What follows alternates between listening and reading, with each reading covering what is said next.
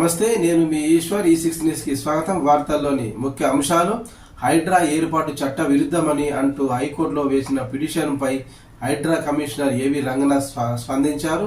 హైడ్రాకు చట్టబద్ధత ఉందా అని ఇప్పుడు కొంతమంది ప్రశ్నిస్తున్నారని ఆయన పేర్కొన్నారు.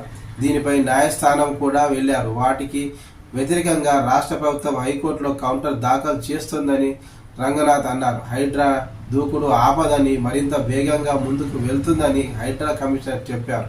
తెలంగాణ రాష్ట్రంలో ప్రభుత్వం జూలై 19న జీవో నంబర్ 99 ద్వారా హైడ్రా ఏర్పాటు చేసిందని, రాబోయే రోజుల్లో హైడ్రా మరింత దూకుడుగా ముందుకు వెళ్తుందని రంగనాథ్ అన్నారు. Planning commissioner, ACB, vigilance, enforcement, cabinet secretariat, law commission ఇలా ఎన్నో అథారిటీలు జీవోల ద్వారానే ఏర్పాటు అయ్యాయని హైకోర్టు పిటిషనర్కు బదులిచ్చారు రంగనాథ్. సెప్టెంబర్ నెలలోనే హైడ్రాకు చట్టబద్ధత కల్పిస్తూ ఆర్డినెన్స్ తీసుకొచ్చే అవకాశం ఉందని ఆయన తెలిపారు. హైడ్రా చట్ట వ్యతిరేక పని చేయడం లేదని తెలిపారు ఏవి రంగనాథ్.